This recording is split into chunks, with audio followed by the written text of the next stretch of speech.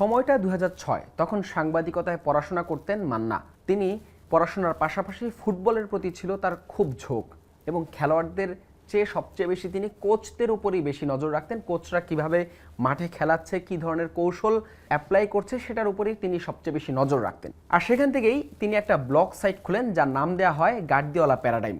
Guardiola মাঠে যেসব tactics ব্যবহার করতেন সেগুলো নিয়েই মূলত বিশ্লেষণ করতেন মাতিয়াস মান্না।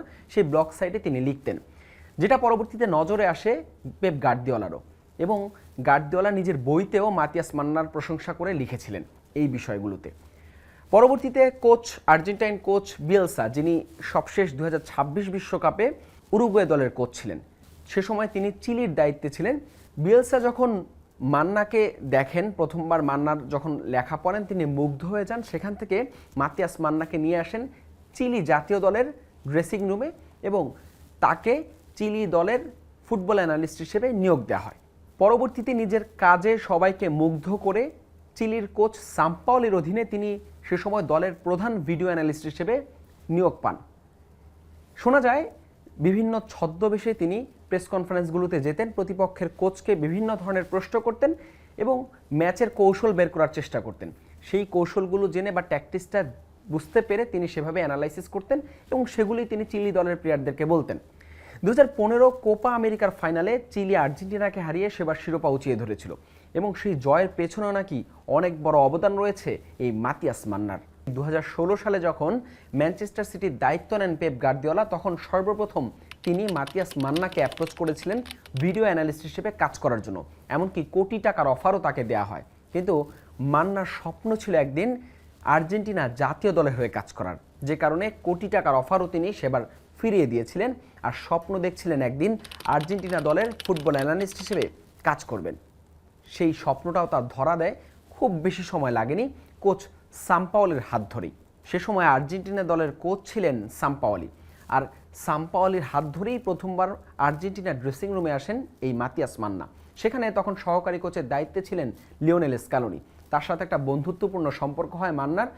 2018 বিশ্বকাপের পর যখন সাম্পাওলির চাকরি চলে যায় বাজে পারফরমেন্সের কারণে, ঠিক তখন দায়িত্ব নেন লিওনেল স্ক্যালোনি। আর দায়িত্ব নেওয়ার পরপরই প্রধান ভিডিও অ্যানালিস্ট হিসেবে নিয়োগ দেওয়া হয় মাতিয়াস মান্নাকেই। আর মাঠে লিওনেল মেসির খেলাটা সহজ করতে এবং তিনি যাতে সবসময় বল পান, সেজন্য একটা ফরারি মিডফিল্ড তৈরির বুদ্ধি দেন মাতিয়াস মান্না লিওনেল স্ক্যালোনিকে। এনজো ফার্নান্দেস, ম্যাকেলিস্টার, ডিপলদের নিয়ে একটা বলয় তৈরি করেন যেখান থেকে সহজেই মেসি মাঠে বল পাবেন। সেই পরামর্শটাই কাজেও লেগেছিল। 2022 কাতার বিশ্বকাপের ফাইনালের কথাই চিন্তা করুন। সেবার ফ্রান্সের বিপক্ষে ডিমারিয়াকে রাইট উইংয়ের জায়গায় লেফট উইংয়ে খেলানোর পরামর্শ দিয়েছিলেন মাতিয়াস মান্না। আর সেই পরামর্শই পরবর্তীতে ডিমারিয়ার পারফরমেন্সটা নিশ্চয়ই সবার মনে আছে, যেখান থেকে আর্জেন্টিনা 36 বছর পর তারা শিরোপা উঁচিয়ে ধরেছিল। দ্য গার্ডিয়ান, ESPN সহ বিভিন্ন বড় বড় মাধ্যম পড়লে আসলে মাতিয়াস মান্নাকে নিয়ে যেসব ফিচার লেখা আছে সেখানে স্পষ্ট এটার প্রমাণ পাওয়া যায়। মাতিয়াস মান্না বিভিন্ন ট্যাকটিক্স অবলম্বন করতেন। হোয়াইট বোর্ডে যখন মার্কার দিয়ে বোঝানো হতো প্লেয়ারদেরকে ম্যাচের আগে, সেখানে তিনি মনে করতেন যে বড় বড় যেসব লেকচার থাকতো বা পরিকল্পনা থাকতো বোঝানোর জন্য, প্লেয়াররা একঘেয়েমিতে বা বোরিং লাগতো, প্লেয়ারদের মাথা থেকে অনেক কিছু বের হয়ে যাওয়ার সম্ভাবনা থাকতো। সেখান থেকে তিনি ফিফার সিমুলেটর বা গেমসের মতো তিনি একটা সফটওয়্যার তৈরি করেন। প্লেয়ারদের হাতেই তিনি জয়স্টিক ধরিয়ে দেন এবং সেখানে খেলার ছলেই প্লেয়াররা আসলে পরবর্তী ম্যাচের বা ম্যাচের আগে যে কৌশল পরিকল্পনা সেটা বুঝতে পারতেন। এমনকি তিনি শত শত ভিডিও বের করে 5-10 সেকেন্ডের ফুটেজগুলো নিজেই কেটে, গুরুত্বপূর্ণ ফুটেজগুলো তিনি মেসি সহ অন্যান্য খেলোয়াড়দের হোয়াটসঅ্যাপে পাঠাতেন, যেখান থেকে সহজেই প্লেয়াররা প্রতিপক্ষের ফাঁকফোকর বা প্রতিপক্ষের সমস্যা দুর্বলতা সম্পর্কে জানতে পারতেন এবং সেটা নিয়ে মাঠে পরবর্তীতে তারা অ্যাপ্লাইও করতে পারতেন। এমনকি ম্যাচ চলাকালীন বিশেষ প্রযুক্তি ব্যবহার করে দ্রুত তিনি ডেটা সাপ্লাইও করেন। ফিফার এখন যে ম্যাচগুলো হয় অনেকগুলো হাই ডেফিনেশন ক্যামেরা থাকে, ড্রোন সহ অত্যাধুনিক প্রযুক্তি থাকে।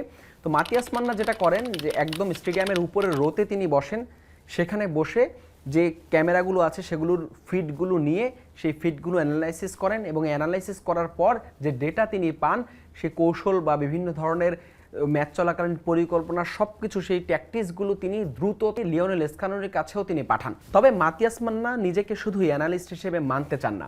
একবার দ্য গার্ডিয়ানকে দিয়ে এক সাক্ষাৎকারে তিনি মজার ছলেই বলেছিলেন যে আমি মাঠে মূলত খেলাটা তৈরি করে দিই, যে কারণে আমি মাঠের সহকারী কোচ, আমি শুধু অ্যানালিস্ট না। এই কথা খুব একটা ভুলও নয়। লিওনেল স্কালোনির সবচেয়ে বড় হাত তিনি। এমনকি আর্জেন্টিনার প্রতিটা খেলোয়াড় থেকে শুরু করে প্রতিটা জয়ের পেছনে সবসময় তিনি কাজটা সহজ করে দেন। কাতার বিশ্বকাপ জয়ের পর কোটি কোটি মানুষ লিওনেল মেসি, স্কালোনি, ডি মারিয়াদের নিয়ে উৎসবে মেতেছে। তবে এখন পর্যন্ত আর্জেন্টিনার প্রতিটা জয়ের পেছনে দিনরাত এক করে দেয়া এই মাতিয়াস মান্নাই যে হয়ে আছেন অদৃশ্য এক ট্রফি মেকার।